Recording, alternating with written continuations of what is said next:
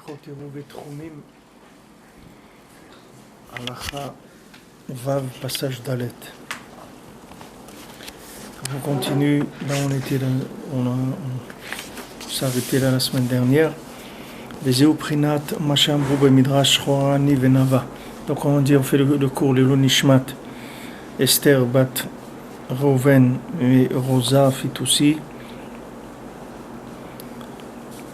Alors c'est ce qui est écrit dans le Midrash Shchorani Venava.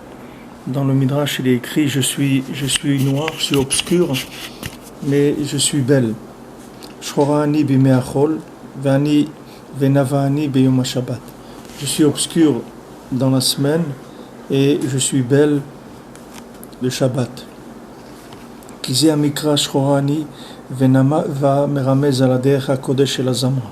Parce que maintenant ce pasouk là qui parle de Shchorani Venava, que je suis noir et d'un côté je suis obscur et de l'autre côté je suis belle, ça parle du chemin de la méthode dont on a parlé de Azamra, c'est-à-dire de chercher à voir le positif qu'il y a en soi.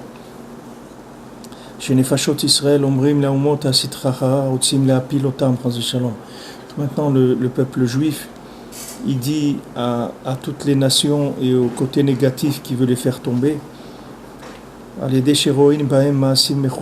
voit dans le Ham Israël des actions qui ne sont pas tellement reluisantes. Aza Israël Meshivim Lahem, le Ham Israël il répond, Shchorani Venava, sache que tu me vois obscur, tu as l'impression que je fais des choses qui ne sont pas très bien, mais sache que je suis belle. C'est vrai que dans mes actions, je suis obscur, je suis noir.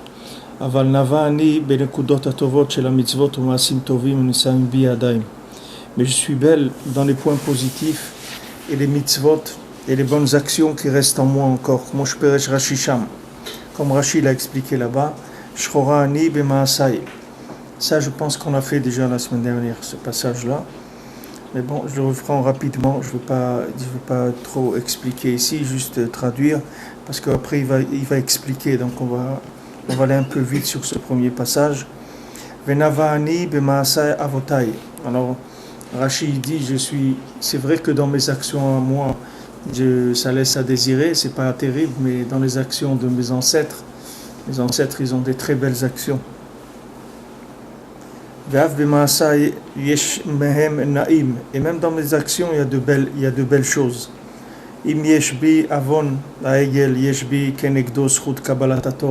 Si maintenant on a trouvé chez moi la faute du veau d'or, alors par rapport à ça, j'ai quand même reçu la Torah pour faire le veau d'or. Il fallait avoir reçu la Torah. Si quelqu'un n'a pas reçu la Torah, il ne peut pas faire le veau d'or. Donc le veau d'or, il est venu après que j'ai reçu la Torah.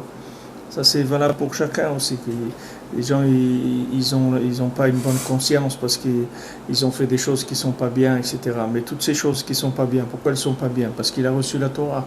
Si quelqu'un n'a pas reçu la Torah, il sait pas ce qui est bien, ce qui est pas bien. Donc il faut toujours essayer de retourner dans le croisement où ça a commencé à dévier. Mais il y a toujours un point de départ où c'était positif, il n'y avait pas de problème. C'est après, il y a eu des déviations qui se sont faites. Et toujours on revient au point où il n'y avait pas de déviation encore.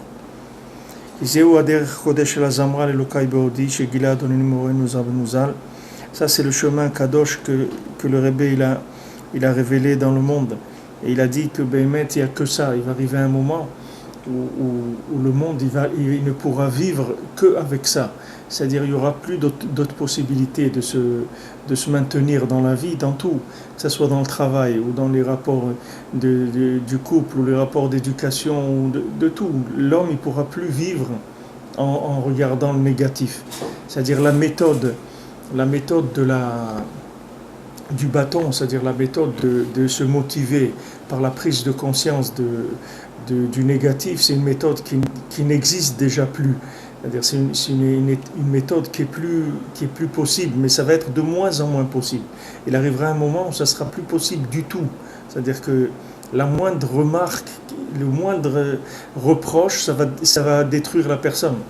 Ça va détruire la personne mamash. Les gens ils pourront pas. Je sais pas qui est-ce qui m'a dit, je sais pas qui est-ce qui m'a raconté, d'un de ses enfants ouais, c'est quelqu'un la semaine dernière, il m'a raconté ça, il m'a dit qu'il a un de ses enfants, que quand il lui fait un reproche, Mamache, il tombe par terre, il s'évanouit. Il peut pas. C'est-à-dire, il peut pas. C'est-à-dire, ça lui fait une sensation qui lui fait s'évanouir. C'est-à-dire, il doit faire attention. Ils ne peuvent pas lui faire de reproches. Le moindre reproche, ça y est, il tient pas debout, Mamache. L'enfant, il n'arrive pas à rester sur ses pieds. Il tombe. Et ça, cette méthode-là, elle va prendre dans le monde de plus en plus de place, parce que c'est la réalité de nos générations. Il y a pas d'autre chose. C'est-à-dire que le côté d'utiliser les défauts pour essayer de motiver les gens, c'est quelque chose qui a déjà disparu depuis longtemps. Mais il reste comme on dit, des vieilles écoles. Il y a des gens qui sont encore des conservateurs, des gens qui ont des fois même de la nostalgie de l'ancienne école. Mais ça ne marche plus. C'est des méthodes qui ne marchent plus, c'est pas la peine de perdre son temps. Rabbi Nachman il dit, restera que ça, c'est tout. Il n'y aura rien d'autre. Il n'y aura que ça. C'est-à-dire que les gens, que ce soit chez les juifs ou les non-juifs, tout ça ne change rien. Il restera que ça dans le monde. C'est-à-dire qu'il n'y a que la méthode d'arriver à faire ressortir le bien de la personne, c'est la seule chose qui fera avancer les gens, c'est tout. Donc même en nous-mêmes aussi, des fois on est en passage entre deux générations, entre deux modes de vie. Il faut savoir que la méthode d'essayer de se donner des coups de bâton en voyant les défauts qu'on a et en essayant de se motiver par la prise de conscience de la grandeur de défauts, cette méthode-là, elle ne fait pas avancer les gens du tout. C'est fini, c'est quelque chose qui ne marche plus.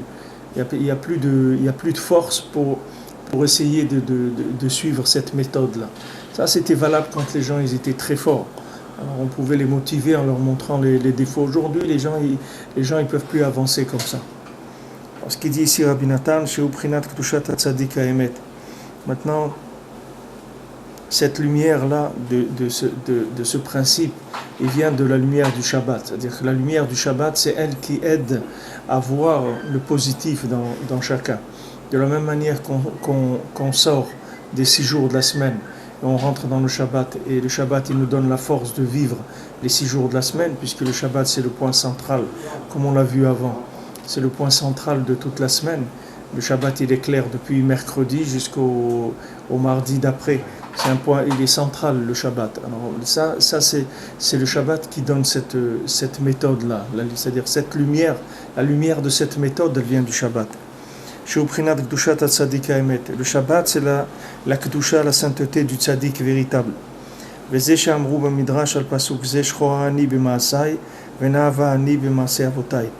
ce qui est écrit dans le Midrash, que moi, de mon côté à moi, je suis obscur, mais je suis belle par les actions de mes ancêtres.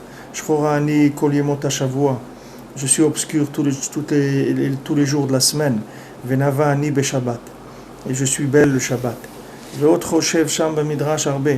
Et dans le Midrash, il cite beaucoup de choses comme ça. Il dit, je suis obscur en Égypte et je suis belle en Eretz Israël.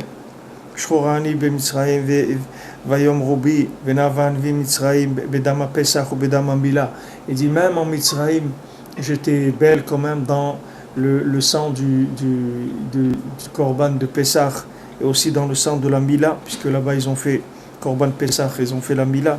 Il dit ça c'est des points positifs du Ham Israël. Dirti ve'evor alayich ve'erech mitboseset bedamaich vomer lach bedamaich chai zedam Pessah. C'est-à-dire que quand maintenant Kadosh Baruch Hu, il a dit je suis passé, c'est-à-dire l'ange il va passer et il va te voir dans ton sang, ce sang-là, Hachem il dit dans ton sang tu vas vivre, puisque ce sang-là il a servi d'un côté à détruire l'Égypte, mais d'un autre côté c'était à la vie du Ham Israël, c'était le Korban Pessah. Vomar lach zedam amila. Aussi le sang de la Mila, c'est un passouk qu'on dit quand on fait la Mila. Shchorani bayam, shenema v'amru alayam. Je suis obscur dans la mer. Venavi bayam, et je suis belle aussi dans la mer. Zekeli vanveu, aussi dans la mer, j'ai loué à Kadosh Baruch Hu. D'un côté, au moment de l'ouverture de la mer Rouge, il y avait beaucoup d'accusations sur l'Am Israël. Et d'un autre côté, quand la mer Rouge s'est ouverte, alors l'homme Israël il a chanté pour Hachem. Vechel choshev Hasham arbe. Comme ça, le Midrash il parle beaucoup de ça. Shebechol makom shekilkelu arbe, sham daika zachu gamken letov arbe. Il faut savoir que dans tous les endroits où ils ont beaucoup abîmé, c'est-à-dire le Ham Israël il a fait beaucoup de bêtises, là-bas même, le Ham Israël il a gagné beaucoup aussi. Parce qu'il y a un rapport entre l'endroit où quelqu'un il abîme beaucoup et l'endroit où la personne elle va réussir beaucoup. C'est-à-dire c'est lié, c'est juste une question d'approche, c'est tout. C'est-à-dire que quand une personne elle fait beaucoup de bêtises, ça veut dire que c'est une personne qui est extrêmement valable.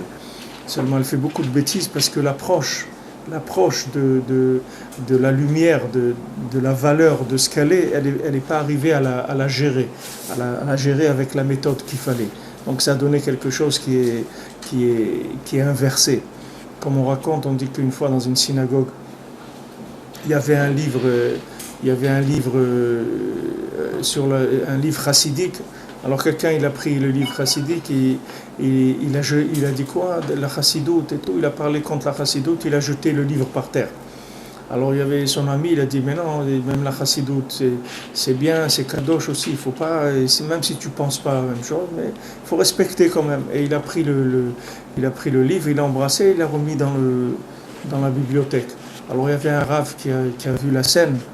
Alors il a dit celui qui a jeté le livre par terre, celui-là il va devenir un chassid. Et celui qui a embrassé le livre, celui-là il ne deviendra jamais un chassid. Parce qu'il y a des gens, ils respectent tout. Pourquoi ? Parce qu'ils veulent s'engager nulle part. Alors ils ont du respect pour tout le monde. Mais des gens qui sont engagés, ils n'ont pas de respect. Parce qu'ils croient dans ce qui... Si vous prenez quelqu'un à dans un club de football, vous allez voir qu'il ne respecte pas tous les clubs. Il a son club qu'il aime, etc. Et les autres, ils disent, c'est rien, ils sont nuls, ils ne savent pas jouer, etc. Mais quelqu'un qui dit, ils sont tous bien, ça veut dire qu'il ne connaît pas le football, il n'est pas engagé. C'est pas quelqu'un qui est engagé. Quelqu'un maintenant qui bouillonne, vous voyez en Eretz Israël, combien de gens ils sont hargneux contre la Torah, ils essayent de trouver des lois contre comment on va faire maintenant pour enlever sur les cartes d'identité que ça plus marqué masculin et hommes et femmes pour laisser aux autres qui sont des gens un peu comme ça en mouvement, on ne sait pas trop où ils sont pour pas leur faire de la peine, etc. Alors tous ces gens-là, quand vous voyez que ces gens-là ils se battent contre la Torah ou contre le Hémet, ça veut dire que ces gens-là, c'est des gens qui sont très grands. Et ils ont des grandes neshamot, et ils voient beaucoup de lumière. Seulement, la méthode qu'ils ont, comment développer leur capital spirituel, elle est fausse. C'est une méthode qu'ils ont pris quelque part, pas d'ici. C'est-à-dire, ils voient ce qui se passe dans le monde et ils essayent de copier pour faire la même chose. Et ils n'ont pas la méthode comment développer le bien. Donc, toujours dans l'endroit où la personne elle a fauté, c'est là où elle a les plus grandes chances de réussir. Parce que la faute, elle vient de la lumière que la personne a vue. Toute faute, elle vient d'une inspiration. C'est-à-dire la personne elle a vu quelque chose et elle a voulu consommer cette lumière ou prendre du plaisir de cette lumière. C'est uniquement maintenant comment la gérer, l'approche de la lumière qui est fausse. Mais la lumière elle-même, elle est vraie, elle n'est pas fausse. La lumière que quelqu'un il a vue, elle est vraie, elle n'est pas fausse. Mais son approche, c'est-à-dire comment il gère, qu'est-ce qu'il fait avec cette lumière, c'est là où il va y avoir une différence entre quelqu'un qui est kasher et quelqu'un qui n'est pas kasher. C'est-à-dire quelqu'un il va en faire une mitzvah et quelqu'un d'autre il va en faire une avera. Mais la base de la lumière, c'est la même. On a étudié cette semaine, on a vu que le principe de la tchouva, c'est ça le principe de la tchouva. Tchouva, ça veut dire tashuv he, c'est-à-dire tu vas ramener Hachem. Qu'est-ce que veut dire tu vas ramener Hachem ? Ça veut dire tu vas retourner l'endroit où tu as fait la bêtise. C'est-à-dire tu vas retourner à l'endroit où tu as fait la avera et tu vas récupérer Hachem de là-bas. Parce qu'au moment où tu as fait la avera, tu as ignoré Hachem. Tu as cru que cette lumière-là, c'était une lumière pour le plaisir, pour la consommation, etc., pour faire des avérotes. Maintenant tu fais tchouva, tu as tashuvhe, ça veut dire tu remontes dans le temps et tu retournes à l'endroit. C'est pas obligé que ce soit physiquement que la personne elle retourne à l'endroit. C'est-à-dire que par la pensée, elle va repasser dans cet endroit-là à un moment, et dans cet endroit où elle va passer, là elle va récupérer de façon positive l'inspiration qu'il y avait à cet endroit-là qui lui a servi au contraire à faire quelque chose de négatif. C'est-à-dire que c'est ça la notion de la tchouva. Tout le lien de Yom Kippour, comment Yom Kippour il répare les Averot, c'est comme ça que ça répare les Averot. C'est-à-dire Yom Kippour, c'est un jour qui est au-dessus du temps. C'est-à-dire dans le Yom Kippour, il y a toute l'année entière, en temps, en mesure de temps. C'est-à-dire tu prends tous les 360 et quelques jours de l'année, tous ces jours-là, ils rentrent dans Yom Kippour. C'est-à-dire que maintenant Yom Kippour, il suffit que tu restes à la synagogue et que tu jeûnes, tu pries comme tu peux, etc. Toute l'année entière, elle a été nettoyée. C'est-à-dire toutes les bêtises qui ont pu être faites dans l'année, elles sont arrangées. C'est-à-dire tu as récupéré.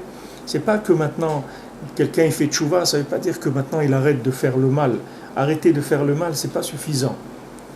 Et d'abord, c'est un peu mépriser la personne, c'est-à-dire dire voilà, toi, c'est comme si quelqu'un il était attiré toujours que par des choses qui n'ont aucun sens. Mais c'est pas vrai. La personne qui a fait des avérotes, c'est pas un fou, c'est pas un malade, c'est quelqu'un que la méthode d'interprétation de la lumière qu'il a vue, elle est fausse. Mais la lumière, il l'a vue. Et au contraire, plus il va voir de la lumière et plus il va faire des grandes avérotes s'il n'a pas la méthode. Et quelqu'un qui va voir moins de lumière, il va faire moins d'avérotes, il va faire des plus petites avérotes. Il y a des gens, ils font pas beaucoup d'avérotes, mais c'est pas parce qu'ils n'ont pas envie d'en faire, c'est parce que les moyens qu'ils ont de lumière, ils sont faibles. Alors ils font pas beaucoup. Il y a des gens, ils ont beaucoup de lumière, ils font des grandes avérotes parce qu'ils n'ont pas l'approche qu'il faut. Maintenant, qu'est-ce qu'il fait Yom Kippour? Yom Kippour, il va au-dessus du temps et il récupère tous les éléments positifs qu'il y a eu dans l'année et il les fait passer dans la Gdusha, et c'est après ce qui va donner la fête de Sukkot où on va récupérer tout le bien qu'on a pris des jours de Tchouva, de tout le mois d'Elul, etc. On est retourné pour aller prendre le bien qui se trouvait dans les endroits où on l'a laissé là-bas. Parce que maintenant faire Tchouva, c'est pas arrêter de faire du mal. Faire Tchouva, ça veut dire maintenant retourner, récupérer mes billes, comme on dit. Et je retourne dans les situations et je récupère le bien qui était ma motivation première. Mais je ne savais pas. Je ne savais pas que c'était comme ça qu'il fallait approcher ça. Si on m'avait appris et qu'on m'avait donné le goût de la méthode, jamais j'aurais été faire des bêtises. Je ne suis pas fou. Si j'ai une méthode, que cette méthode, elle me permet d'utiliser cette lumière que j'ai vue et de la concrétiser dans la vie, mais c'est sûr que je vais le faire. Et comme maintenant je ne savais pas, j'ai été éduqué comme ci ou comme ça, depuis que je suis né, on m'a appris des bêtises. Alors maintenant, qu'est-ce qu'on m'a dit? Voilà, c'est ça la méthode d'exploitation de la lumière. Le résultat de la lumière, c'est de l'exploiter pour le plaisir. C'est à ça que ça sert la lumière. Alors moi, je voyais la mer, je ne croyais pas que la mer, ça servait pour se purifier, pour aller faire un mikvé et tout. Moi, je croyais que la mer, c'était fait pour du ski nautique. C'est ça qu'on m'a appris. La mer, il faut faire du ski nautique, des trucs et tout. On m'a dit, c'est ça, voilà, tu vois, toute cette lumière et tout, c'est ça. Mais on ne m'a jamais dit à quoi ça servait vraiment, comment on exploitait cette même lumière-là, qu'est-ce qu'on en faisait. Quand je me souviens, quand j'étais à la Yeshiva, à Aix-les-Bains, quand je suis arrivé à la Yeshiva, alors j'avais des amis, des étudiants, quand j'étais à l'université et tout, ils étaient toujours en contact avec moi. À l'époque, il n'y avait pas tellement le téléphone, il y avait des lettres, les gens ils écrivaient.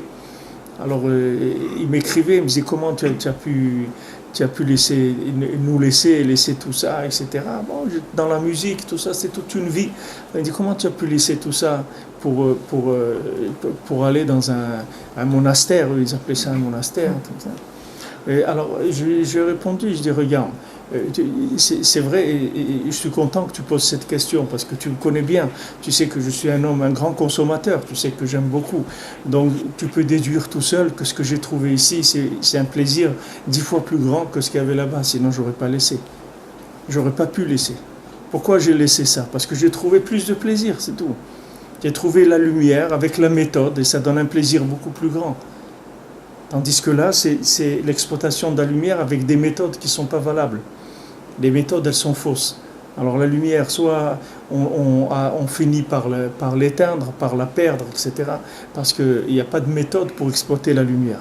Alors faire tchouva, ce n'est pas de dire à partir de maintenant, je change et on n'en parle plus. Faire tchouva, c'est retourner en arrière, d'abord avoir confiance en soi. qu'on est quelqu'un de bien, et qu'on a toujours été bien, et qu'on a toujours vu le bien, mais seulement on ne savait pas le traduire dans l'action, on ne savait pas comment le gérer, c'est tout. Donc maintenant, la tchouva, elle va nous permettre de retourner, ta chouve, tu retournes, et tu vas prendre Hachem, de là-bas, tu vas le ramener, parce qu'à ce moment-là, tu as laissé Hachem dans la galoute, puisque la méthode que tu as utilisée quand tu as vu la lumière, c'était une méthode qui était fausse. Donc maintenant, tu vas aller rechercher avec la bonne méthode, tu vas ramener à Kadosh Baruch Hu. Tu vas le ramener dans le présent. C'est comme ça que le tzaddik qui fait la réparation de la personne jusqu'à Adam Arishon. C'est pareil que lui. Le tzaddik qui te fait aller chercher le bien jusqu'à l'origine de ton âme dans Adam Arishon. Il va te donner une méthode qui va remonter le temps complètement jusqu'à la création du monde, jusqu'au premier homme.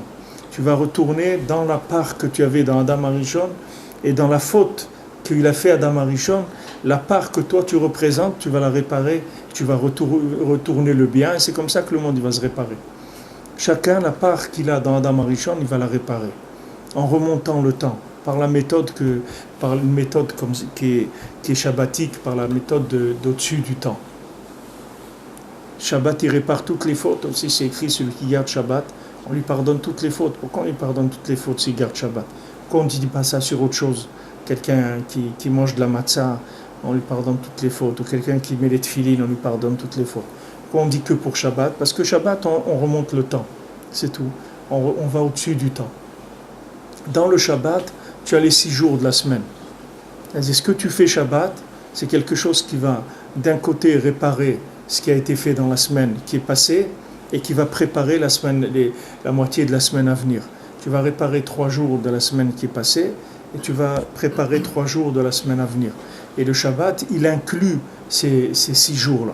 Chaque jour, quand tu fais le Mizmor, tu dis Ayom Yom Rishon Beshabbat, Yom Sheni Beshabbat. Pourquoi? Parce que tous ces 6 jours-là, ils sont en dessous le Shabbat. Le Shabbat, il les inclut.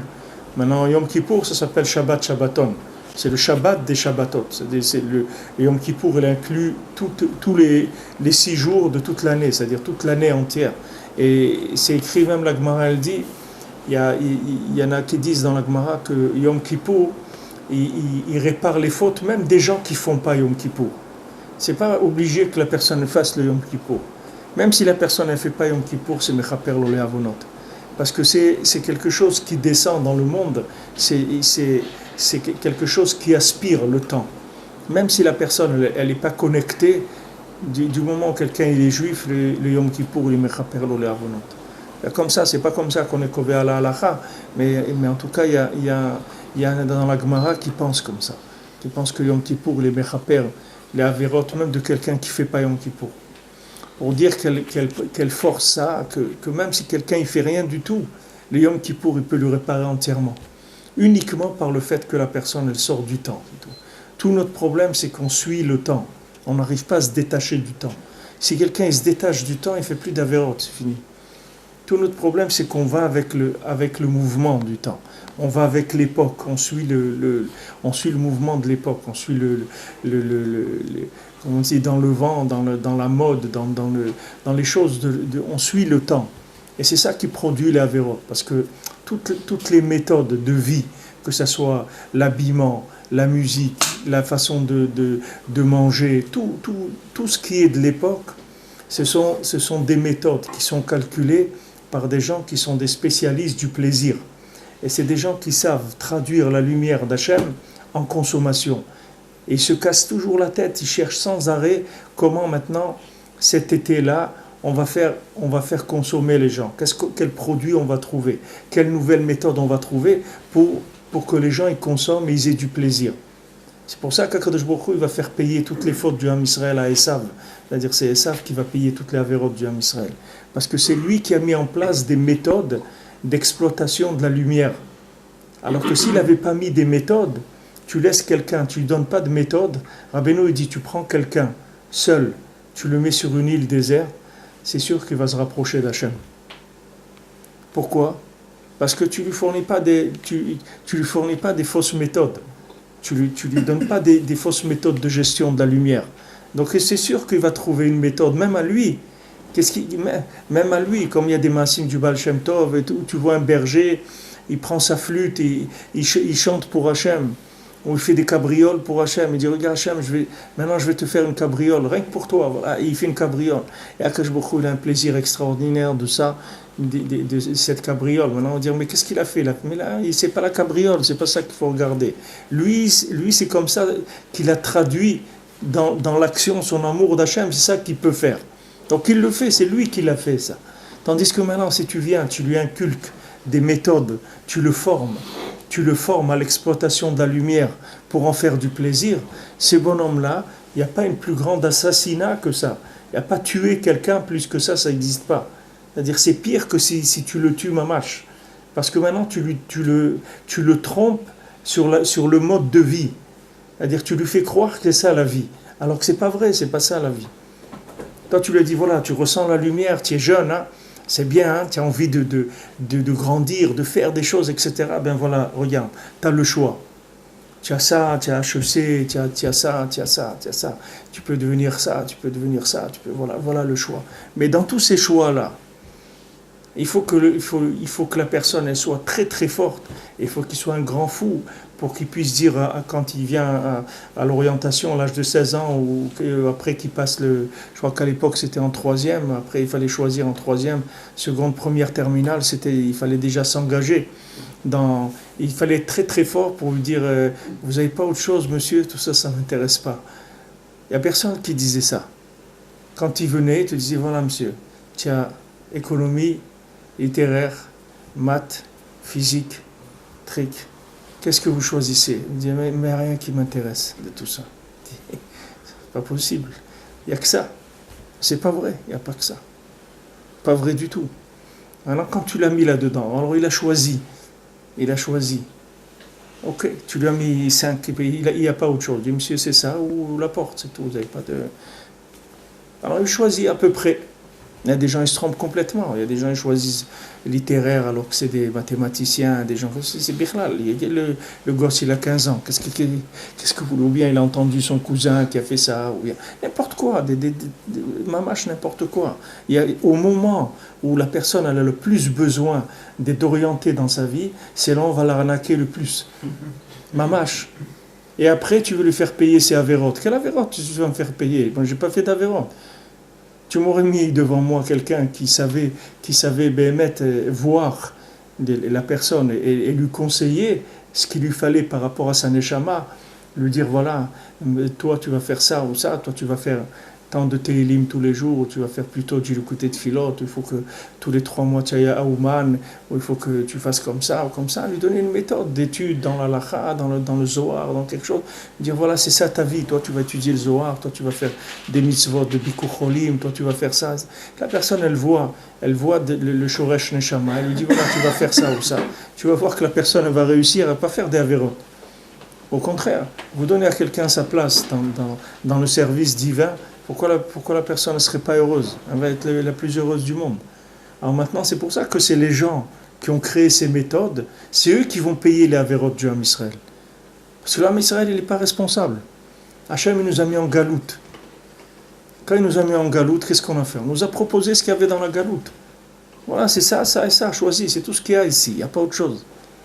Alors tu choisis. Alors qu'est-ce qu'on a fait? On a choisi ce qu'il y avait. Maintenant, après, on va nous faire payer ça. C'est le contraire. Nous, on va attaquer, nous, on va récupérer le bien qu'il y avait.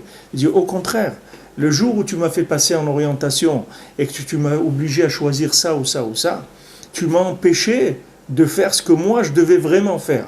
Alors non seulement, je ne vais pas payer pour les bêtises que j'ai faites, c'est toi qui vas payer, mais il faut que tu me rembourses tout le manque à gagner que j'aurais pu avoir si j'avais été bien orienté. C'est ça la vraie tchouva. C'est ça qui est écrit que la vérote, elle devient... Comment la vérote, elle devient de mitzvot? Les gens, ils disent, c'est pas possible, ça. Quelqu'un, il a fait une avéra, ça devient une mitzvah. Mais une avéra, c'est une avéra, jamais elle peut devenir une mitzvah. Comment c'est écrit quelqu'un qui fait tchouva par amour, si toute la vérote qu'il a fait, ça devient des mitzvot? Comment c'est possible qu'une avéra, ça devient une mitzvah? Quelqu'un, il a mangé du porc. Comment ça va devenir une mitzvah? Pratiquement, comment ça marche? Voilà comment ça marche, c'est pas compliqué. On va le ramener dans la situation, on va lui redonner la véritable méthode d'interprétation de la lumière, et lui il va prendre la lumière, il va la gérer de façon cachère. Il n'aura pas besoin d'aller manger du porc. Il va manger, s'il est cachère, il va faire une bracha, il va être content, il va être saméach, etc. Donc maintenant, Esav, c'est pas uniquement qu'il va payer pour toutes nos fautes, mais aussi il faut tout le manque à gagner qu'on a eu à cause de ça, ça aussi il va falloir qu'il le rembourse.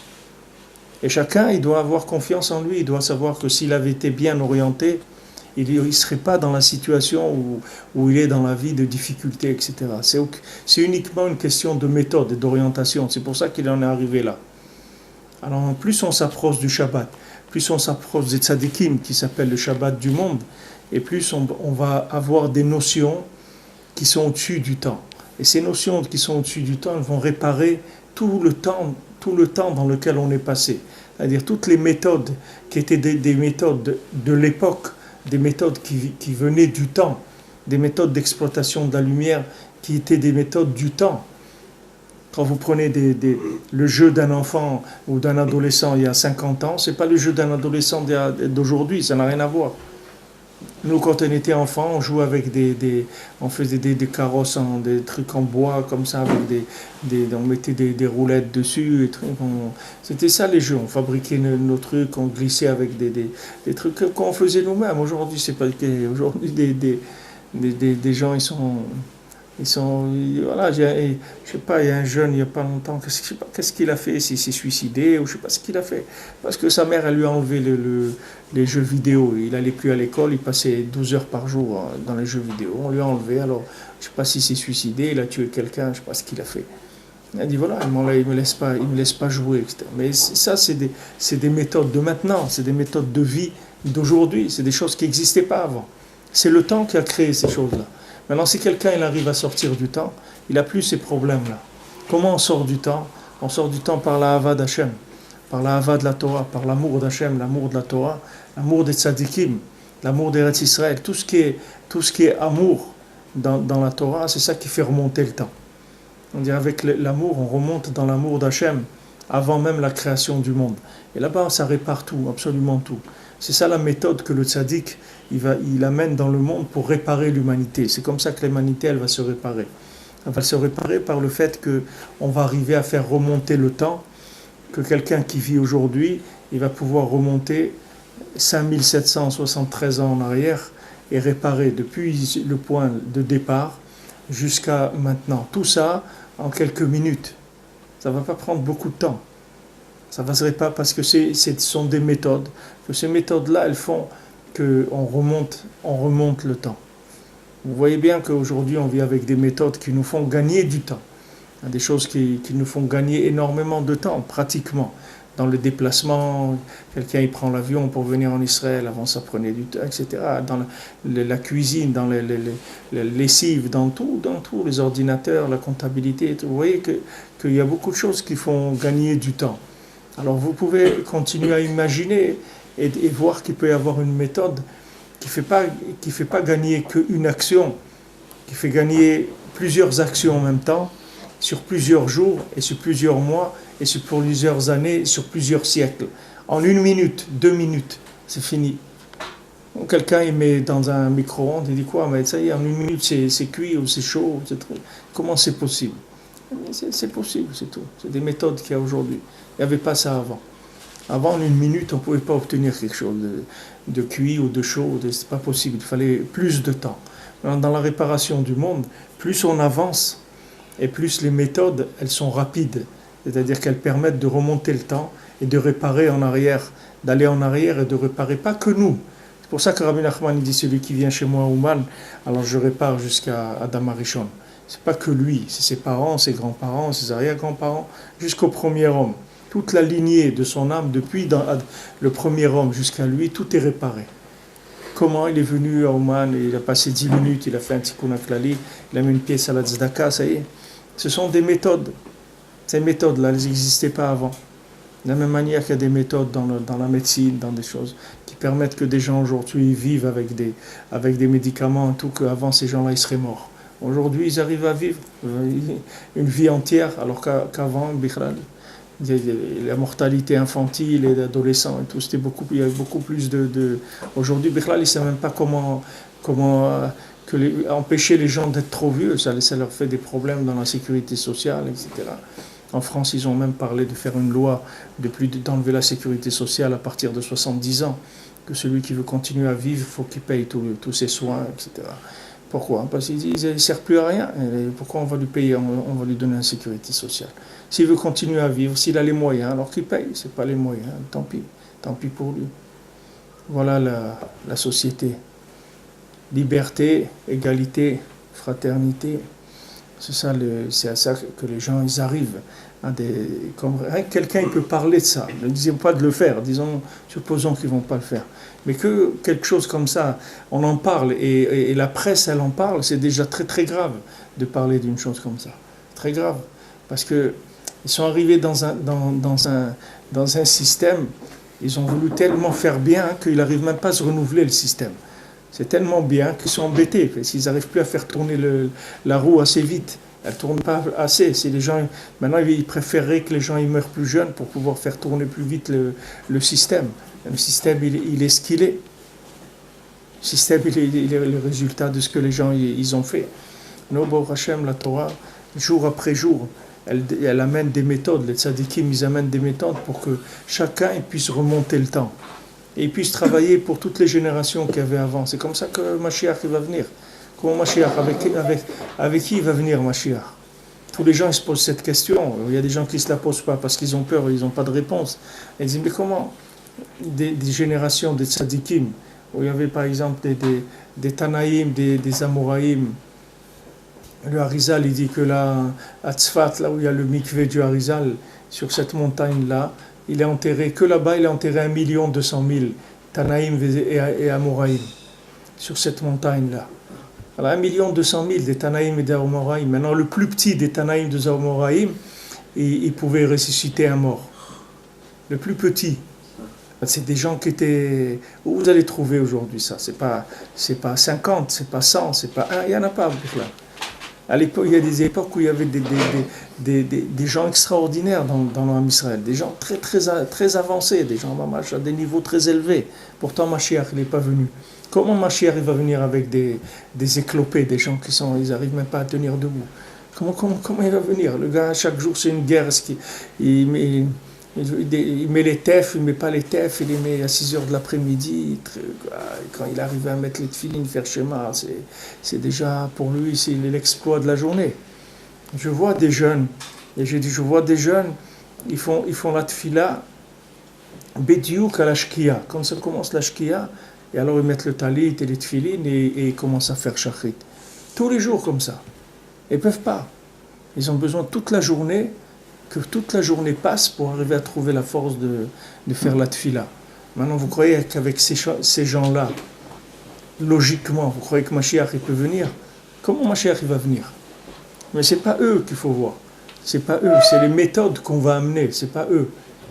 Il va y avoir des méthodes tellement sophistiquées spirituellement, tellement avancées, que ça va permettre de réparer toute l'humanité, même des gens qui sont très très simples et très loin, ils vont pouvoir faire des réparations que des grands tzadikim d'autres générations, ils n'ont pas pu faire. Rabbi Nachman, il a dit, si moi j'avais des élèves comme le Baal Shem Tov seulement, pourtant le Baal Shem Tov, Rabbi Nachman, c'est pas loin, c'était son arrière-petit-fils, c'est pas loin. Et Rabbi Nachman lui-même, il est né dans la maison du Baal Shem Tov, c'est pas loin. Et il a dit, si moi j'avais les 60 élèves qu'il avait le Baal Shem Tov, avec les enseignements que je vous donne, ils auraient disparu, ils seraient inclus dans l'infini. S'ils entendaient ces enseignements-là, ils seraient inclus dans l'infini. Mais vous êtes tellement épais comme ça que ça, à peine ça vous bouge un petit peu. Mais eux, ils auraient été inclus complètement dans l'infini. C'est-à-dire que Béhémet, il y a des révélations chaque jour qui sont de plus en plus grandes. Et les gens, ils sont de plus en plus faibles, c'est vrai. Mais il y a des révélations et des méthodes de plus en plus développées. Et avec des petites choses simples, on va arriver à réparer beaucoup plus que des gens qui faisaient des efforts énormes avant. C'est pour ça que Rabbi Nachman, déjà, depuis le Baal Shem Tov, tout le lien de faire de jeûner, toutes les mortifications, tout ça, on a enlevé tout ça de la Avodat Hashem. Le Baal Shem Tov, il a dit ça ne sert à rien.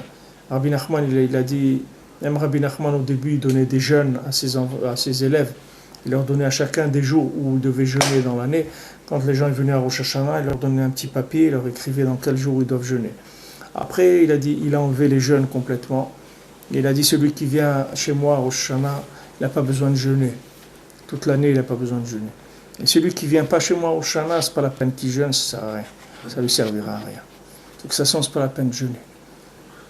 Parce que il ne va rien faire avec ça. Il va pas, il y a des méthodes. Les tzadikim, ils développent des outils sans arrêt. Que ces outils-là, c'est toute la puissance de l'outil, c'est sa capacité à inclure le temps. C'est ça la valeur de l'outil. Plus maintenant cet outil-là, il inclut du temps, et plus il est puissant au niveau réparation. Et il y a des outils qui permettent de réparer une vie en quelques minutes. Il n'y a pas besoin de beaucoup. Les gens croient, ouais, j'ai fait ça et ça. Mais tout ce que tu as fait, c'est quoi? C'est un film au ralenti. C'est ça ce que tu as fait. Maintenant, tu vas voir, on va accélérer l'image. Tu vas voir qu'en quelques secondes, tout ça, ça va disparaître. Tout ce que tu voyais là, les détails et tout, tu vas voir que tu ne vas plus les voir. Ils n'existent même plus. On va accélérer un petit peu le temps, c'est fini.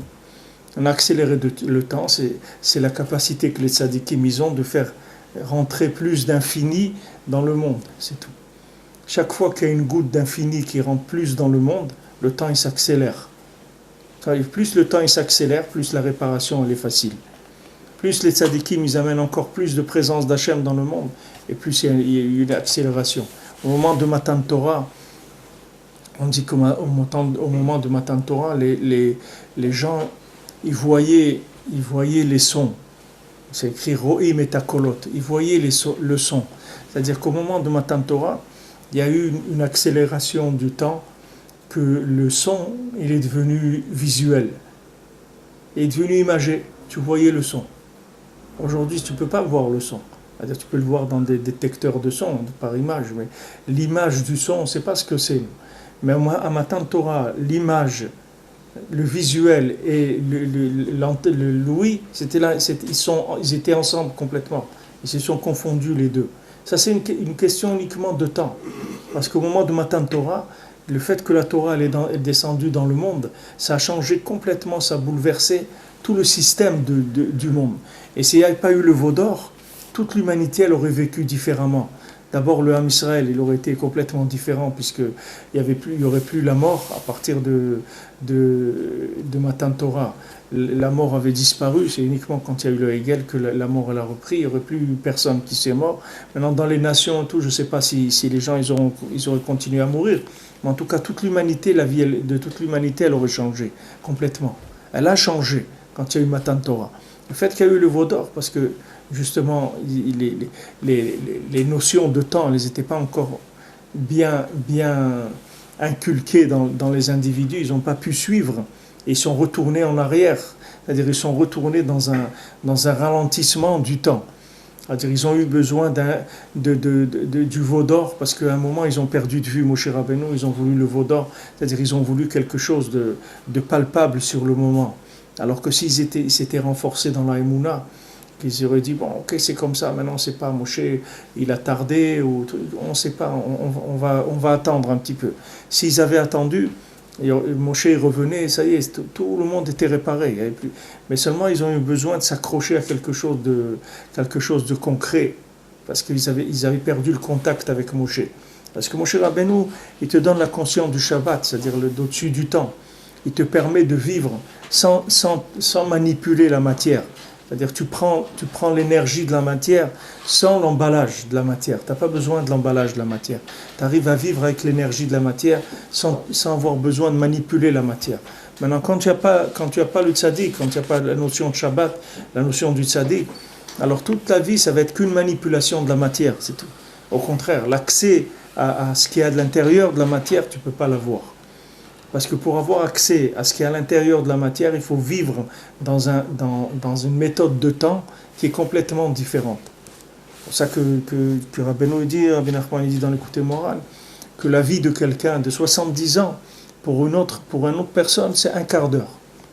Il y a une personne, en un quart d'heure, elle vit 70 ans d'une autre personne. Pourtant, 70 ans, quelqu'un, il en fait des choses dans ce monde. Comment en un quart d'heure, il va faire... Ça existe. Ça dépend uniquement question de vitesse, c'est tout. Comme si vous prenez un avion, un truc supersonique, il y a des choses qui roulent à des milliers et des milliers de kilomètres. Une fusée, elle va arriver à couvrir une distance en un temps très, très petit, alors que quelqu'un en marchant, il va mettre beaucoup plus de temps. Maintenant, spirituellement, il y a des déplacements qui se font de façon très très rapide. Et ça permet de joindre ces deux notions-là. C'est-à-dire, ne m'accuse pas d'être obscur, ne m'accuse pas d'être pas bien, parce que Bémet, moi je suis très bien. Et quand tu m'as vu pas bien, c'est uniquement parce que j'avais pas la méthode à ce moment-là, donc je me suis trompé dans la gestion de la chose. Mais regarde les points où j'ai réussi, tu vas voir que je suis quelqu'un de bien. Je suis pas quelqu'un, j'ai rien de pas bien. C'est ça la discussion entre le Ham Israël et les nations. Quand les nations elles voulaient casser le Ham Israël en disant au Ham Israël, ouais mais vous regardez ce qui s'est passé avec vous, la Shoah, tout ça. Qu'est-ce que vous dites que vous êtes le peuple élu de Dieu? Regardez ce qu'il vous a fait. 6 millions. Il n'y a aucune nation au monde où Hachem il a fait ça. Rien que vous. Et vous avez encore la prétention, l'imagination de dire que vous êtes les préférés d'Hachem. C'est quoi cette histoire? Allez, réveillez-vous. Laissez tomber, c'est des trucs. Et s'il dit ça, il y a beaucoup de gens, ils sont tombés avec ça. Il y a beaucoup de gens, ils ont dit, ouais, effectivement, où il était Hachem à Auschwitz, où il était Hachem. Ils n'ont pas trouvé Hachem dans ces moments-là. Mais il y a d'autres qui ont trouvé Hachem. Il y a d'autres, ils sont rentrés dans la chambre à gaz en train de danser. On dit Hachem, il a dit comme ça. Maintenant, c'est comme ça, c'est tout. Il n'y a pas qu'est-ce que ça change? Soit comme ci ou comme ça, ça ne change rien. Parce que du moment où ils avaient une attache à Hachem qui était au-dessus du temps, alors c'est pas le scénario de la vie qui allait décider de l'attachement de la personne à Hachem. L'attachement de la personne, elle était à un niveau au-dessus du temps. Tandis que celui maintenant qui est attaché à Hachem, il croit que Hachem c'est un distributeur. Alors que quand maintenant il a fait sa prière, normalement il doit aller au travail, ça doit bien marcher, il doit bien gagner sa journée. S'il a bien fait sa prière, bonne parnassa, il y a une bonne santé. S'il fait ça, alors celui qui est ça, il a rentré la Torah dans une méthode de temps, mais ça ne vaut rien du tout. Parce que quelqu'un il peut ne pas faire cette fila et gagner bien sa journée. Et quelqu'un il peut faire cette fila, cette journée il ne gagne rien du tout. Non seulement il ne gagne rien, mais après il marche dans la rue, tombe et il a des soucis. Et pourtant, le seul jour, il a été faire sa prière tôt, etc. Mais parce que il n'y a pas de méthode de cause à effet dans la Torah. Ça, c'est un système de récupération de la Torah dans le temps. Mais la Torah, elle n'a pas de rapport avec le temps. Alors, les gens qui ont eu une Torah comme ça, alors quand ils sont arrivés dans des moments difficiles, ils n'ont pas pu passer ces moments difficiles. Parce qu'ils s'attendaient que Hachem soit bon avec eux, puisqu'ils ont fait quelque chose de bien. Il dit, comment on a fait quelque chose de bien? Hachem, il doit être bon avec nous. Nous, on est le peuple élu d'Hachem. Comment ça se fait qu'il nous a fait la Shoah? Comment ça se fait? Il nous aime, et on est ses enfants et tout. Pourquoi il nous a fait quelque chose comme ça? Alors maintenant, quand tu poses cette question-là, tu la poses par rapport à une méthode, un mode de vie, qui est un mode de vie de consommation, de cause à effet. Mais l'attachement à Hachem, il est au-dessus de tout ça. Il n'a pas de rapport avec l'imaginaire, comme il se présente. Hachem, il a dit, moi je vous connais que à vous dans le monde, c'est tout. Moi j'ai un rapport que avec vous. Il n'y a que avec vous que j'ai un rapport. C'est vous que je vais suivre, c'est vous que je vais éduquer, c'est vous que je vais mettre en place, etc. Hachem, il a un rapport qu'avec l'homme Israël. Alors si quelqu'un il voit dans sa vie qu'il y a des moments difficiles, ces moments difficiles, il doit les attacher avec Akadosh Baruch Hu. Il ne doit pas les détacher d'Akadosh Baruch Hu. Qu'est-ce qu'ils font les gens? Que quand ça marche bien, alors la réussite, ils l'attachent à Hachem, et l'échec, ils le prennent pour eux tout seuls. C'est-à-dire qu'ils l'attachent plus à Hachem. Ils n'arrivent plus à attacher la situation difficile avec Akadosh Baruch Hu. Parce que le temps, dans la difficulté, le temps, il se ralentit tellement, c'est-à-dire la personne, elle est tellement ralentie dans ses facultés, qu'il isole la difficulté d'Akadosh Baruch Hu. Et quand quelqu'un il isole la difficulté d'Akadosh Baruch Hu, alors c'est de la Avodah Zara mamash, ça s'appelle Avodah Zara. C'est ce qui s'appelle Avodah Zara. C'est-à-dire la situation, il l'a isolée d'Hachem. Pour lui, Hachem, c'est celui qui donne des choses bien. Dès qu'il y a quelque chose de pas bien, ça ne vient pas d'Hachem. En général, les gens ils s'accusent eux-mêmes. Ils disent voilà, c'est ça, fait des bêtises, des trucs, voilà ce qui arrive après, etc. La personne elle s'accuse elle-même. Mais ça, c'est des bêtises. C'est une façon de raisonner qui est fausse complètement. Il y a on a vu ici, il y a quatre mishpat d'Akadosh Baruch Hu. Il y a tzadik vetovlo et tzadik vera'alo. Il y a racha vetovlo et racha vera'alo. Il y a quatre. Tu vas voir un tzadik qui a des problèmes et des soucis. Et tu vas voir un racha qui réussit dans sa vie. Il est bien, il n'a aucun souci. Tout va bien pour lui. Le mérite et récompense, c'est un des klalim quand même de l'Aïmouna. Le mérite et la récompense. Il y a des klalim de l'Aïmouna. Non, on dit Sachar Ve'onesh, c'est quelque chose qu'on doit être mamine pour Sachar Ve'onesh, le Sachar Ve'onesh, c'est le début, c'est la porte pour rentrer. Mais Hachem, ce qu'il veut, c'est pas que tu sois avec lui dans un rapport de Sachar Ve'onesh, parce que si tu es dans un rapport que de Sachar Ve'onesh, c'est-à-dire que maintenant quelqu'un qui a fait quelque chose de bien, il va être récompensé, quelqu'un qui a fait quelque chose de pas bien, il va être puni. Si tu rentres dans cette méthode-là, alors tu vas voir que la façon de faire la Torah, ça va être que de s'acquitter de son devoir. J'ai compris, mais dans les Ikarim de l'Emouna, Hachem Anish la Rechaim ou Meshalem Sar Tov Tzadikim. Pourquoi c'est Mouskar? Ça c'est deux aspects du Mishpat. Il y a deux autres aspects du Mishpat. Il y a Tzadik qui est Tovlo, et il y a Tzadik Vera'alo. Pourquoi c'est pas Mofia? Si c'est que le cas, pourquoi c'est pas Mofia dans les Klalim de l'Emouna? On ne me donne pas ces klalim-là aussi. Ça, je ne sais pas. C'est dans les quatre notions de Mishpat, le Mishpat, il y a ces quatre notions. Le tikkun du Mishpat, c'est ça. C'est-à-dire réparer la justice d'Hachem, c'est d'être capable de voir que quelqu'un il peut faire le bien et vivre une situation difficile qui est la récompense du bien qu'il a fait. Quelqu'un il peut aider quelqu'un, et l'autre après lui fait des histoires parce qu'il l'a aidé. Alors que s'il ne l'avait pas aidé, il n'aurait pas fait d'histoire. Maintenant lui il est venu, il l'a aidé, il lui a fait du bien, et l'autre il lui rend du mal. Alors que s'il ne lui avait pas aidé, il n'aurait pas... Comment ça s'appelle bien ça? Comment ça s'appelle juste ça? Il y a une justice qui est à l'envers par rapport au vécu de la personne. Parce que selon le niveau de capacité par rapport à ce qu'on a expliqué tout à l'heure, selon le niveau de capacité de gestion de la lumière, alors maintenant la personne elle va voir la chose de façon positive ou de façon négative. Prenez l'exemple de Yaakov Avinu. On a donné cette semaine. Yaakov Avinu, lui, il a vu Rachel, d'accord? Il voulait se marier avec Rachel.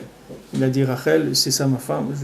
Il est venu voir Lavan, il dit moi je vais travailler pour Rachel 7 ans, je vais avoir Rachel. Ok. À la fin, Lavan, il lui donne Léa. Il le roule, c'est-à-dire il passe par quelque chose de très désagréable, il s'est fait rouler. C'est-à-dire que maintenant, quelle est la sensation de Yaakov?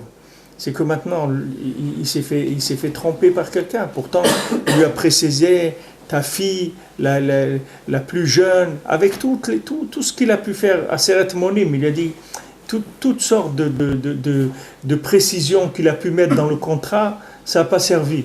Quand il est arrivé les Maasé, Lavan, il lui a donné Léa. Maintenant, Béhémet,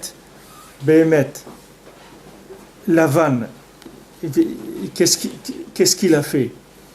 Lui, d'après ce qu'il a fait Lavan, il a trompé Yaakov.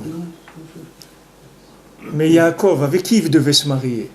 C'est avec Léa qu'il devait se marier, Yaakov. Mais Yaakov, il n'était pas au niveau de conscience de la vérité pour pouvoir faire ce choix-là. Donc ce bien-là, il lui est venu à l'envers. Au lieu qu'il lui vienne à l'endroit, que s'il avait le niveau de conscience qu'il fallait, il aurait vu tout de suite que c'est Léa avec qui il devait se marier d'abord. Et après Rachel. Mais lui, là où il était, il ne pouvait pas voir ça. Donc qu'est-ce qu'il a fait Hachem? Il lui a donné le bien qu'il devait lui donner. Mais il lui a donné par une méthode à l'envers.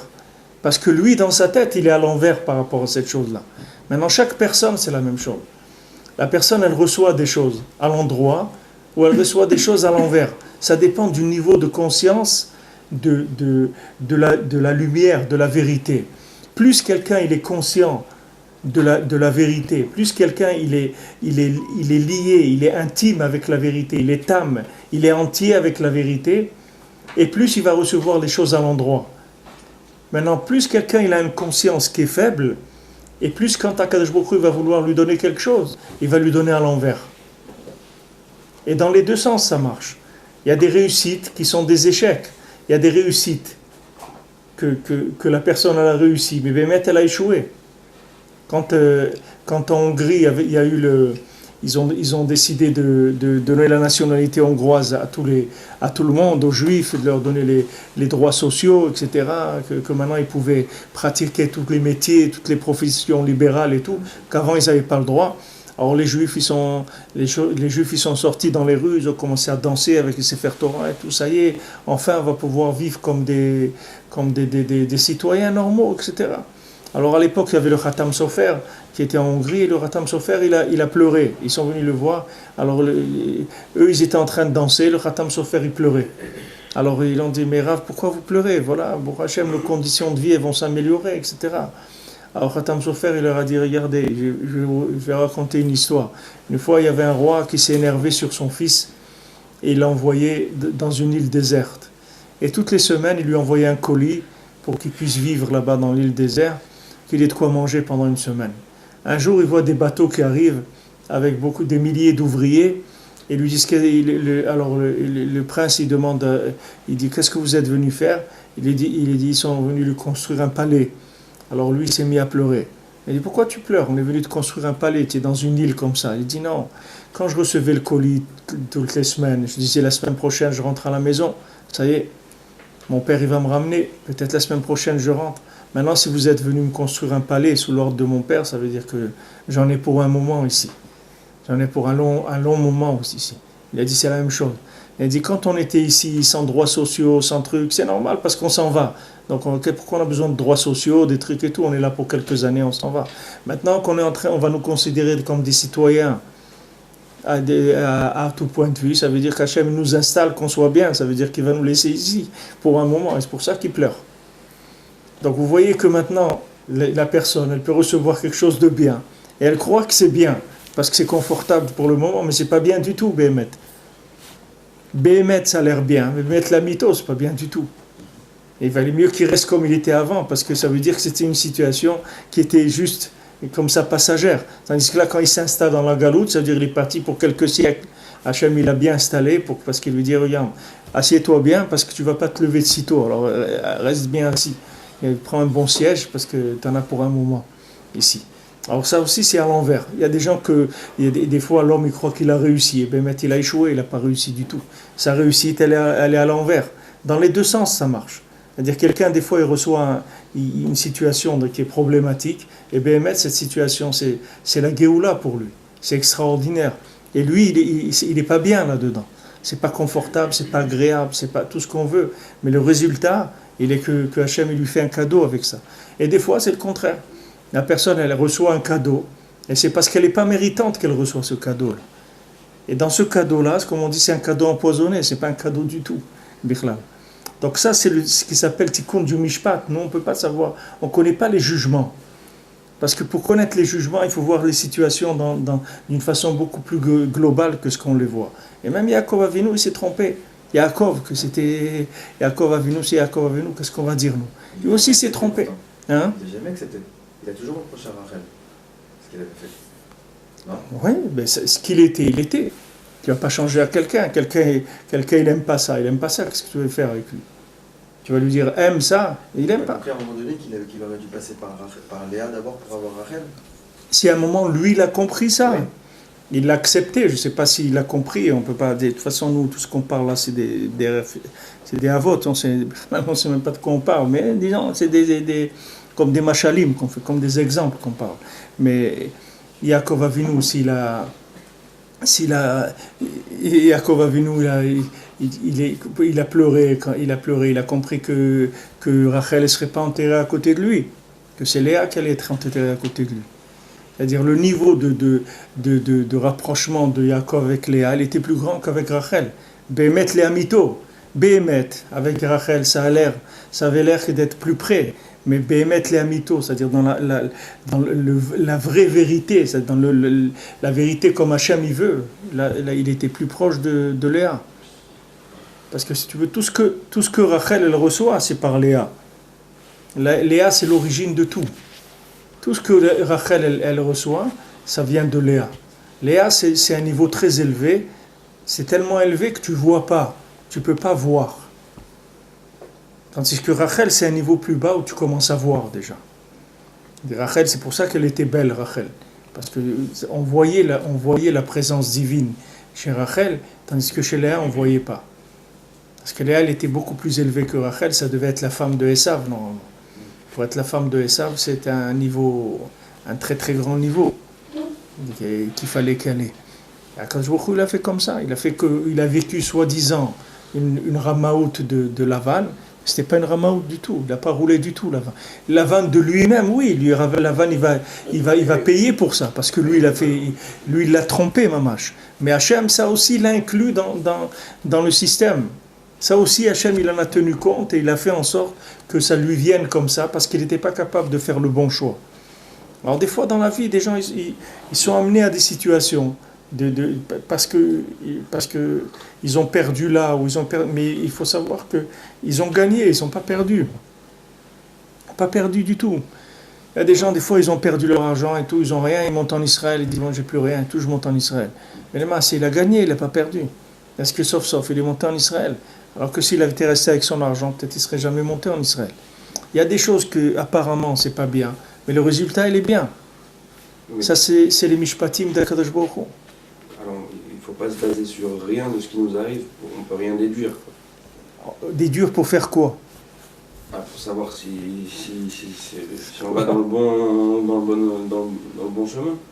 Pourquoi toi tu dois savoir que tu vas toujours dans le bon chemin. Pourquoi tu n'irais pas dans le bon chemin?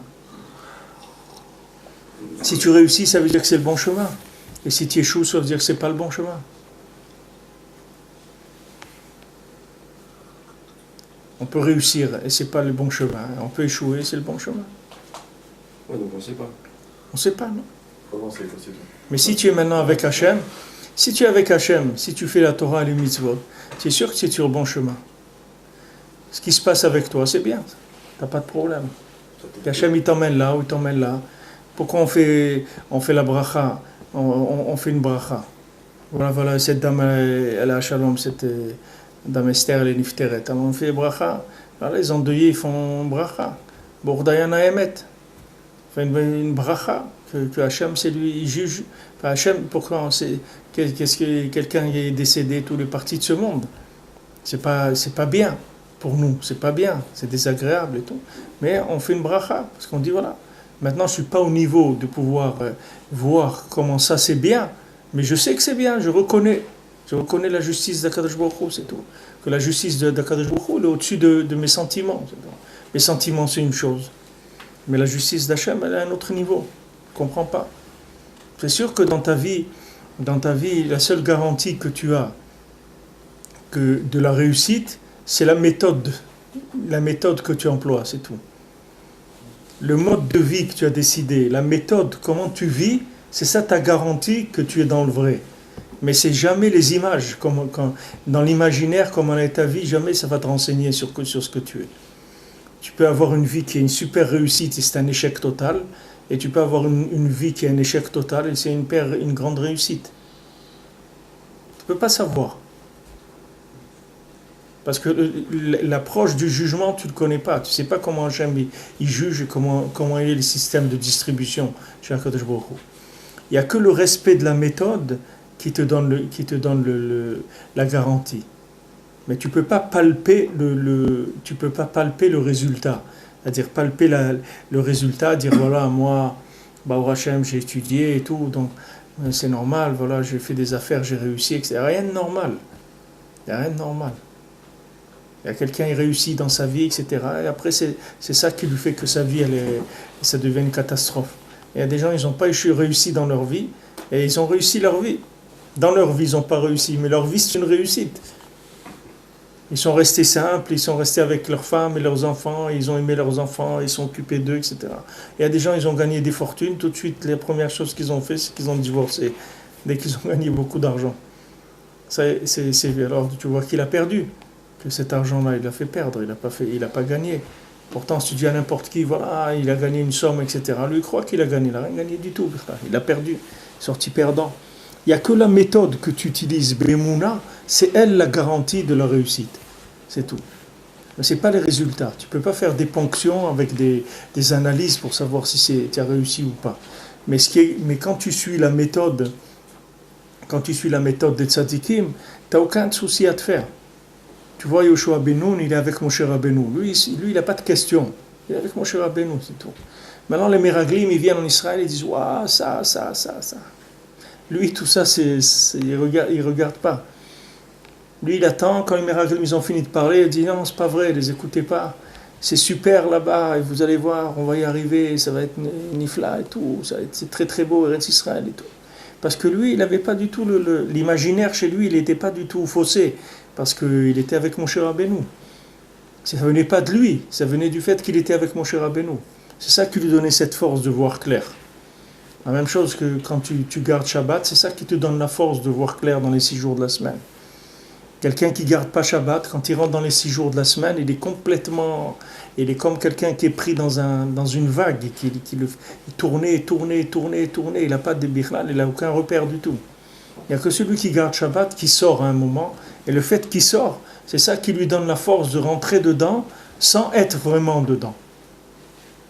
Tous les jours, il dit, bientôt c'est Shabbat. Depuis dimanche, il commence, il dit, bientôt c'est Shabbat, on va acheter le vin pour Shabbat, on va acheter ça. Pour Shabbat. Il vient avec le Shabbat, c'est tout. C'est ça sa vie. Alors quand maintenant tu es conscient du Shabbat dans la semaine, tu peux vivre la semaine. Si tu n'es pas conscient du Shabbat, tu ne peux pas vivre dans la semaine. C'est invivable, c'est insupportable.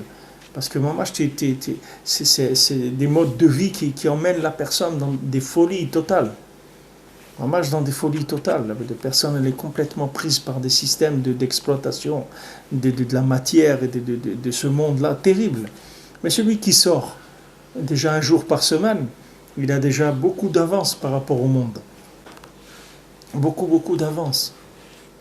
Les gens toujours ils demandent comment ça se fait les Juifs, ils ont le sens des affaires, ils savent faire les affaires, ou ça et ça. C'est pas que les Juifs ils ont le sens des affaires. Les Juifs ils ont un mode de vie qui fait qu'ils savent quoi faire.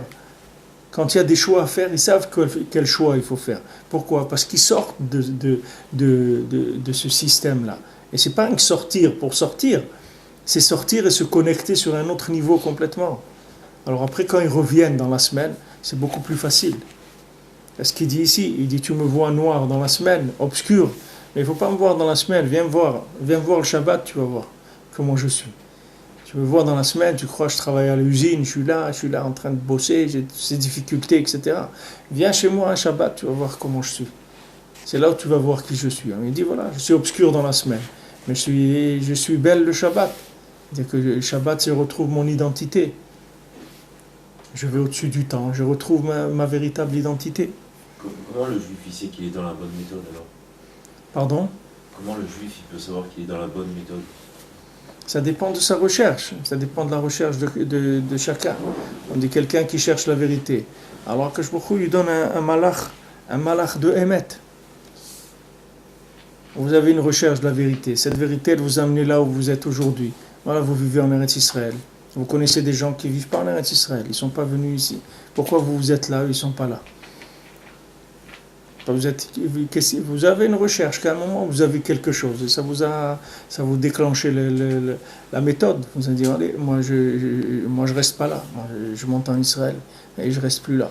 Et l'autre, il n'a pas vu ça, il n'a pas la même recherche. Donc, même s'il a un amour d'Eretz Israël, ou s'il a un attachement en Israël, mais de là à passer à l'action de mamash se déplacer, venir vivre ici, il faut avoir vu quelque chose. Et ça dépend de votre recherche.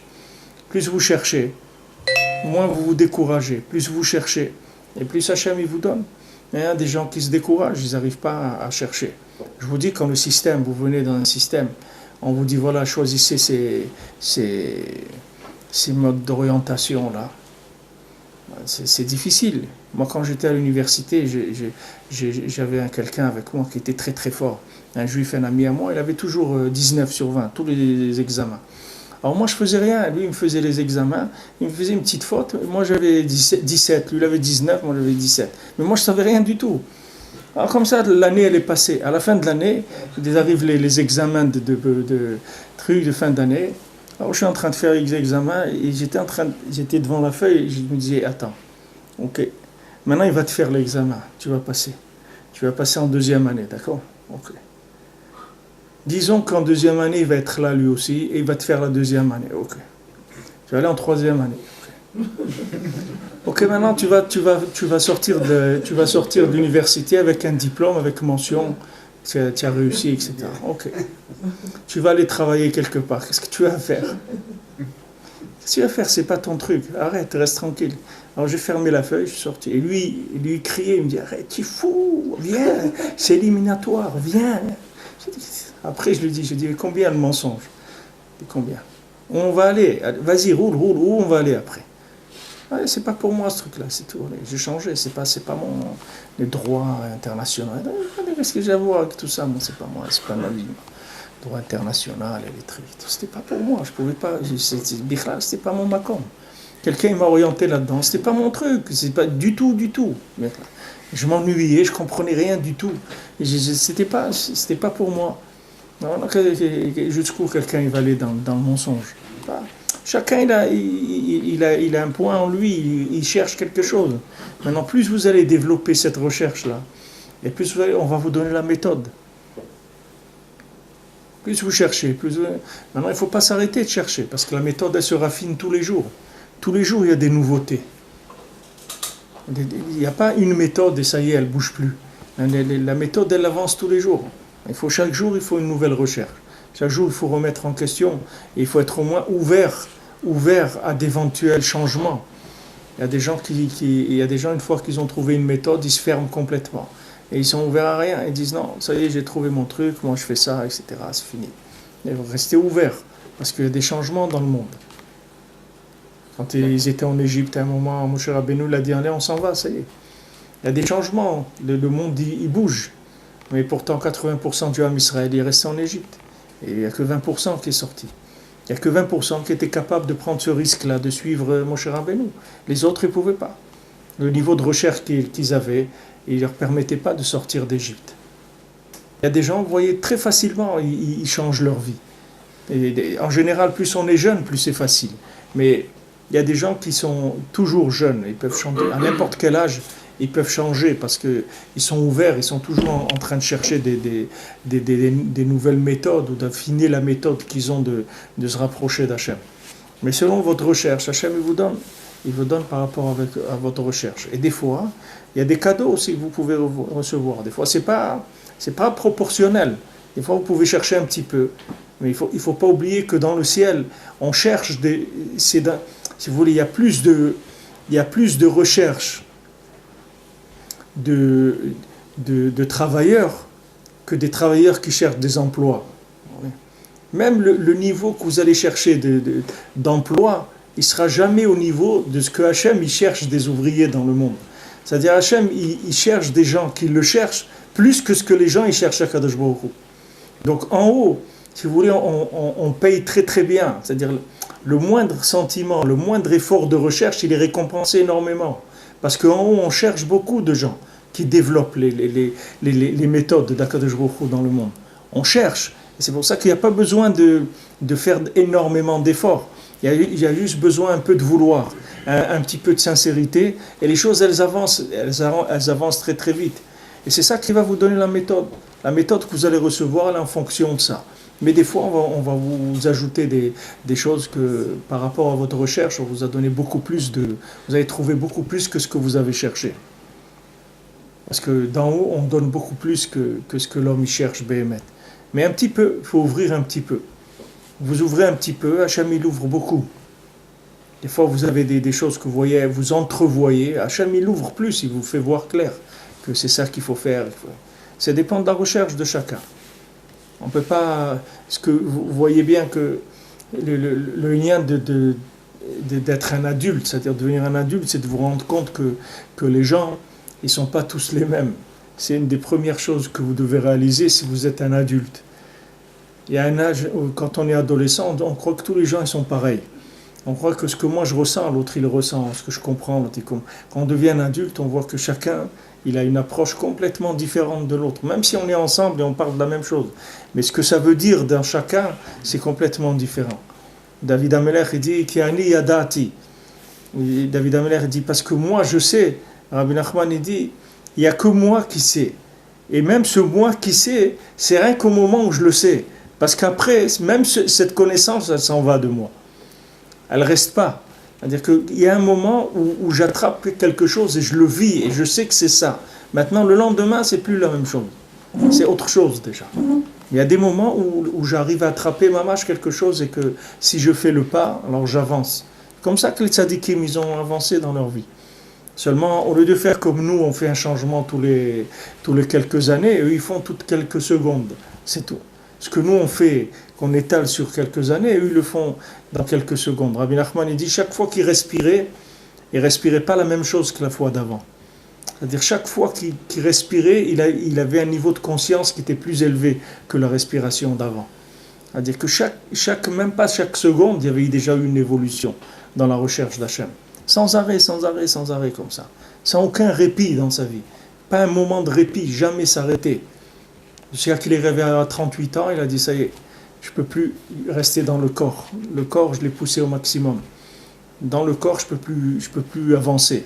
Donc je suis obligé de partir, je ne peux plus rester dans le monde. Mais jamais il s'est arrêté une seconde dans sa vie. Alors que nous, on trouve quelque chose.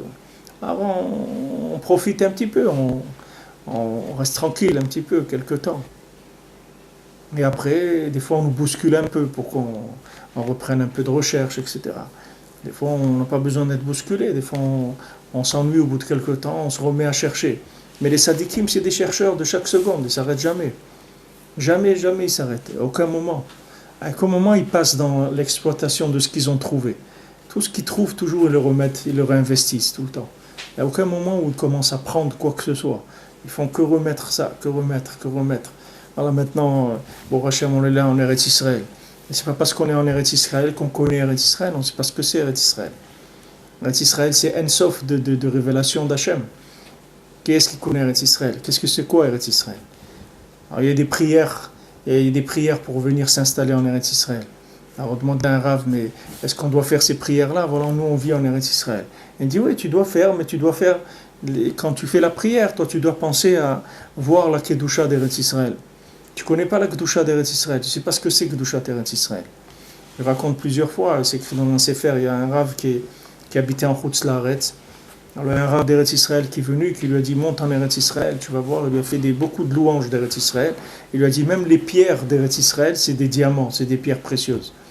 Alors le rave de Chutz Laaretz, il est monté en Eretz Israël. Et Béhémet, il a vu toutes les choses que le rave lui avait dit, sauf que les pierres, c'est des pierres précieuses, ça il ne voyait pas. Alors une fois, il a rencontré le rave d'Eretz Israël qui lui avait dit de monter. Il lui a dit voilà, et il a dit c'est vrai, Béhémet, tout ce que vous m'avez dit, j'ai vu, mais ça, que les pierres d'Eretz Israël, c'est des diamants, je n'ai pas vu. Il lui a dit si tu as le mérite, tu verras un jour. Alors il a compris que ça dépendait de lui, Béhémet. Alors il s'est mis à travailler, etc. Et il dit, au bout de quelques temps après, il a vu mamash, que c'était des diamants, les pierres d'Eretz Israël. C'était des diamants mamash. Diamants mamash, la pierre d'Eretz Israël, ce que vous voyez, c'est des diamants. Mais seulement, il faut être zoché de voir ça. Alors quelqu'un, il vient en Eretz Israël, il croit que maintenant, il s'est installé.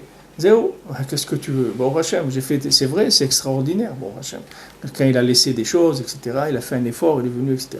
Mais il y a encore. Rabbi Nachman, comme ça, il raisonnait. Il dit comment il raisonnait? Il dit si maintenant j'ai découvert ça, ça veut dire que cette chose-là, avant, je ne savais pas que ça existait. Puisque maintenant, je l'ai découverte. Donc, je n'avais pas conscience que ça existait. Donc, ça veut dire qu'il existe encore des choses. Donc, je ne suis pas conscient de leur existence. C'est pour ça qu'il cherchait tout le temps. Parce qu'il disait, ça veut dire qu'il y a tout le temps à découvrir des nouvelles choses. Tout le temps, sur les plaques en Amérique, vous voyez, tu as marqué yours to discover. C'est écrit comme ça. C'est à vous, c'est à vous, c'est pour vous, pour le découvrir. À vous de le découvrir. Eretz Israël, c'est comme ça. C'est quelqu'un, il cherche sans arrêt. Maintenant, ça c'est valable à Eretz Israël, mais c'est valable pour tout. Dans les individus, dans tout. Dans un couple, un mari, une femme, des enfants. Tous les gens ne se connaissent pas. Et même ce qu'on connaît, c'est un petit peu. On ne connaît pas vraiment la personne. Il y a à découvrir dans une personne des choses extraordinaires.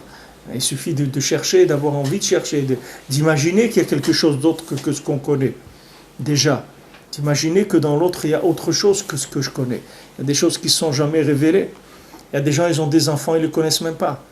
Et un jour, quelqu'un vient leur dire, il dit, mais tu sais, ton fils, il est extraordinaire. Et il dit, ah oui, c'est vrai. Il dit, mais tu ne sais pas qui c'est ton fils. Tu ne sais même pas qui c'est. Et lui, il ne sait pas. Parce qu'il n'a jamais imaginé. Et lui, il se voit comme il est lui. Il voit son fils. Il ne sait pas. Il ne sait pas qu'est-ce qu'il y a dans cette personne-là. Et des fois, c'est d'autres personnes qui lui disent. Et alors après, il commence à parler avec ses enfants et tout. Il voit qu'il y a quelque chose d'extraordinaire qu'il ne voyait pas avant. Tout, c'est comme ça. Tout, c'est à découvrir. Si vous ne découvrez pas, alors ça reste comme ça. L'apparence, elle reste comme ça. Elle est figée. Mais si vous cherchez, tout s'ouvre sans arrêt. Sans arrêt, le monde, il se renouvelle.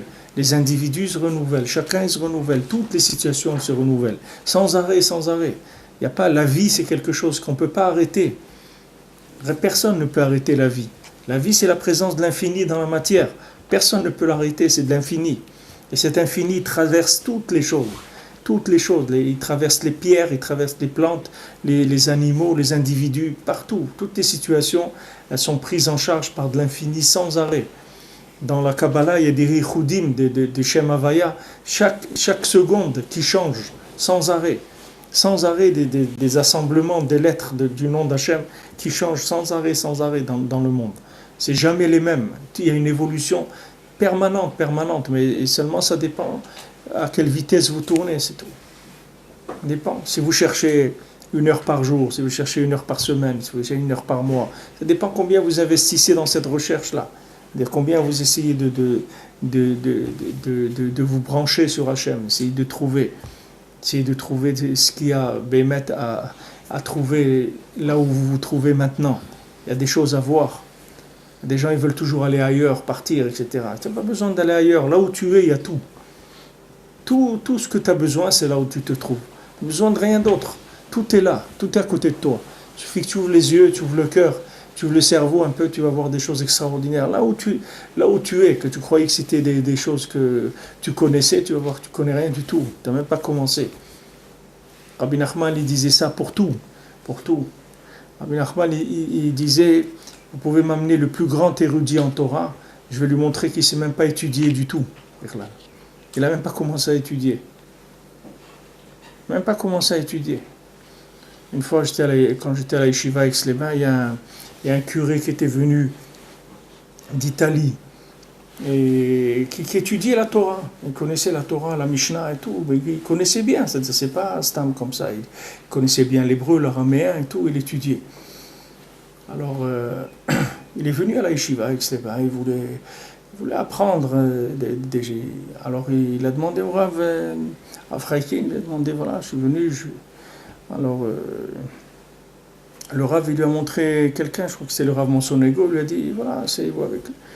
Alors, le Rav Monsonego lui a demandé, alors, qu'est-ce que vous étudiez et tout. Il a dit, voilà, j'étudie tel Mishnah, je suis dans tel Mishnah, etc.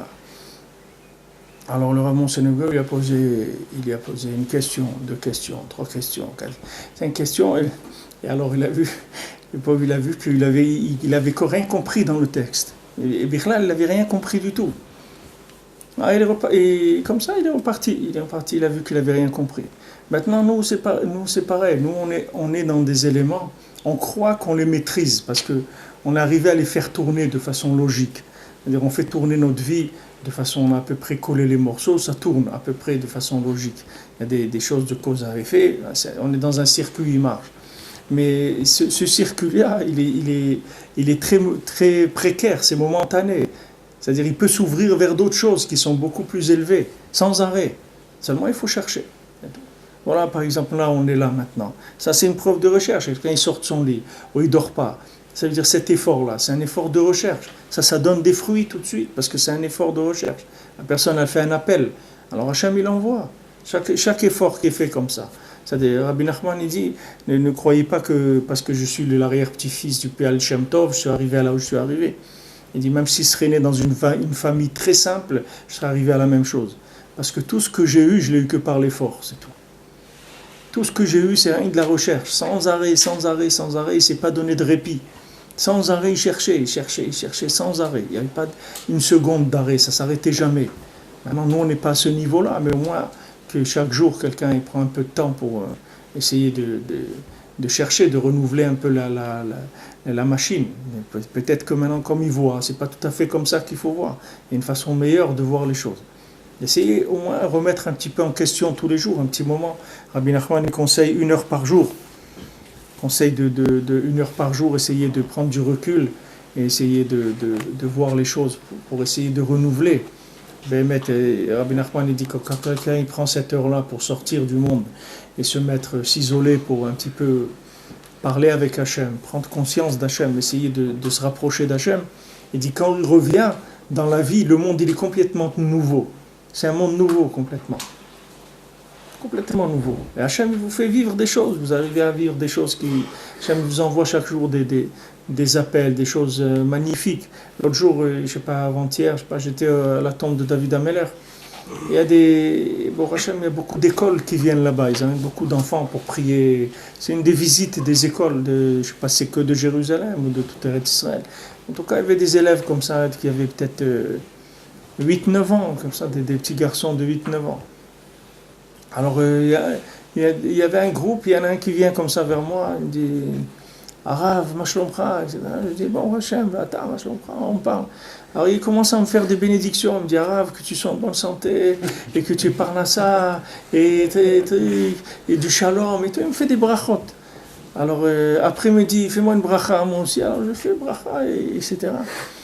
Et après, je pars, il me dit « Arav ». Alors, je viens me retourner, il me dit « Ani ohev otra ». Ça. Il dit, je t'aime.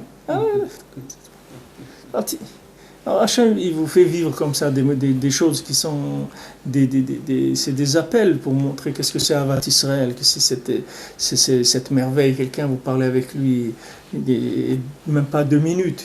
Comme ça, quelqu'un il est capable de dire je t'aime et tout. Où dans le monde vous voyez ça?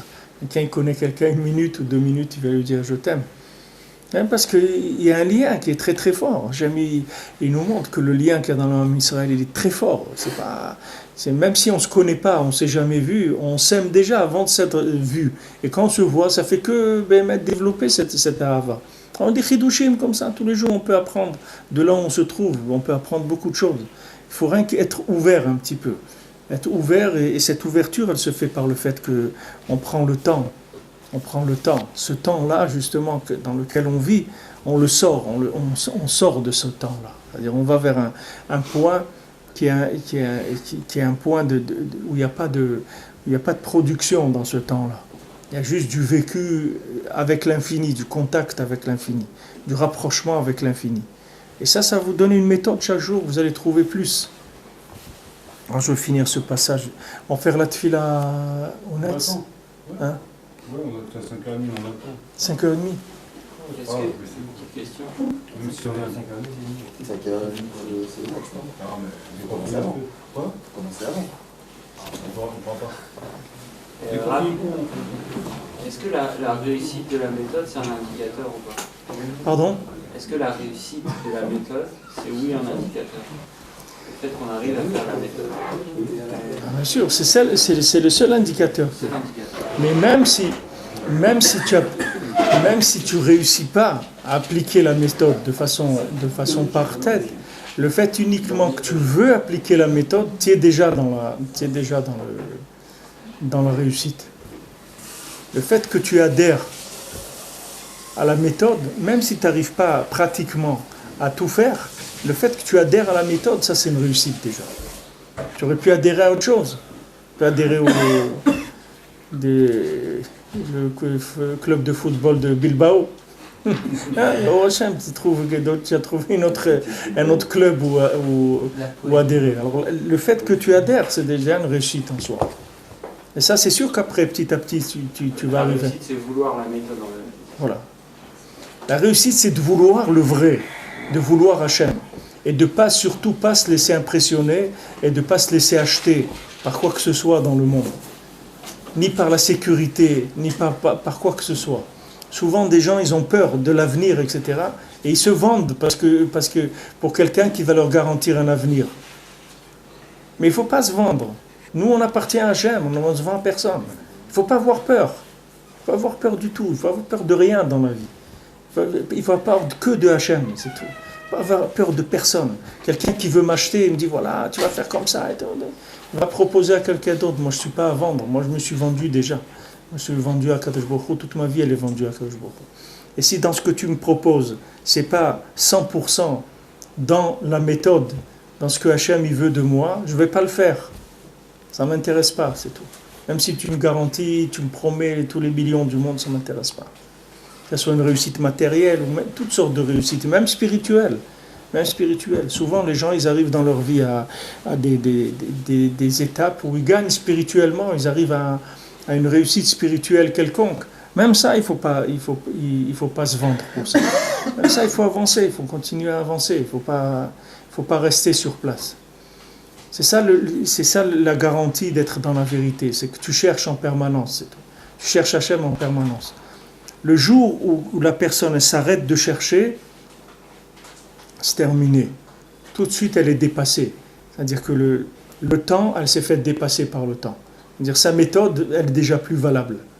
Dès que la personne ne cherche plus, la méthode, elle est plus valable. La méthode, elle est valable tout le temps que tu entretiens la recherche.